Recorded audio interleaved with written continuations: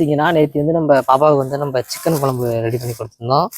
So இன்னைக்கு பார்த்தீங்கன்னா piece, அதாவது மீன்.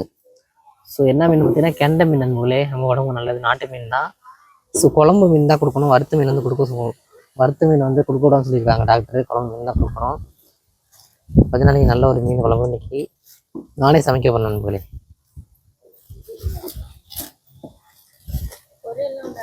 பொரியல் கிடையாது, குழம்பு மட்டும்தான். அப்போ இந்த மீன் சாப்பிடுவியா? சாப்பிடுவீல? சரி. கெண்டை மீன் தான் இது, நாட்டு மீன் தான், நல்லா இருக்கும். நல்லா தான் கிளீன் பண்ண, சுத்தமாக பார்த்துக்கோ.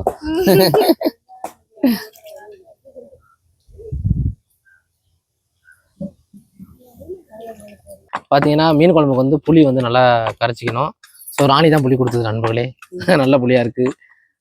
நல்லா கரைச்சிக்கிட்டு வாங்க எண்ணெயை ஊற்றிக்கலாம். நல்லா காஞ்சிருச்சு. சின்ன வெங்காயத்தை போடணும் நண்பர்களே. பார்த்தீங்கன்னா வெங்காயம் நல்லா பொரிஞ்சோடனே ஒரு ஓரமாக வெங்காயத்தை ஒதுக்கிட்டு கொஞ்சமாக ஒதுனோடனே பார்த்தீங்கன்னா கொஞ்சமாக வெந்தயத்தை போடணும் நண்பர்களே. பார்த்தீங்கன்னா வெங்காயமும் வெந்தயமும் நல்லா செவந்து வந்துச்சு. ஸோ நம்ம கூட்டி குழப்பி ஊற்றுனா புளி தண்ணி, தக்காளி கரைச்சிக்கணும், அப்புறம் மிளகாத்தூள், தேவையான உப்பு, அது எல்லாமே சேர்த்து வச்சு அதில் ஊற்றணும். ஸோ நம்ம நாட்டு மீனுனாலே பார்த்தீங்கன்னா அதேமாரி வந்து மாங்காய், எந்த மாங்காய் வேணால் போடலாம். ஸோ அந்தமாரி பார்த்தீங்கன்னா ஒட்டு மாங்காய். ஸோ மீன் குழம்பு போட்டால் நல்லா இருக்கும் நம்மளே. வாங்க அரிஞ்சிக்கலாம். ரொம்ப நல்லா வந்து கொதிச்சிருச்சு. மாங்காய் போட்டுக்கணும் நண்பர்களே. மாங்காய் போட்டு தான் ஃபஸ்ட்டு அப்புறம் மீனை போடணும். மாங்காய் போட்டு கொஞ்சம் வந்துருச்சு, அதுக்கு முன்னாடி நம்ம மீனை வந்து போடணும் நண்பர்களே.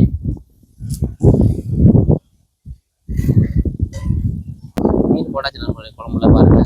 ஸோ அது மட்டும் இல்லாமல் மீன் போடுறதோட முக்கியமான விஷயம் என்னன்னு பார்த்தீங்கன்னா, இது வந்து சின்ன வெங்காயமும் நெல் மாதிரி சின்னதாக ஜீரகமும் சின்ன வெங்காயமும் அரைச்சிருக்கேன். அதை வந்து இப்படி எடுத்து பாருங்க, அப்படி மழை போல் அப்படி தூக்கி விட்டணும். அதுதான் குழம்போட டேஸ்ட்டை வந்து கொடுக்குறது. அதுதான் நண்பர்களே பார்த்துங்க. நாட்டு மீன் குழம்புல இது மெயினாக போட்டே ஆகணும். போட்டு அதை ஒரு மிக்சிங், ஒரு கலக்கணும்.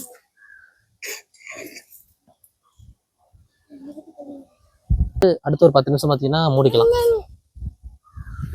தொடர்ந்து உடம்புல வந்து சத்து இல்லாதனால, புண்ணு ஆறாதனால கறி மீனாக சமைச்சு கொடுக்க சொல்லியிருக்காங்க அந்த அம்மா. இன்னைக்கு நான் வச்ச மீன் குழம்பு டேஸ்ட்டு பரவாயில்ல, நல்லா இருக்கான்ட்டு.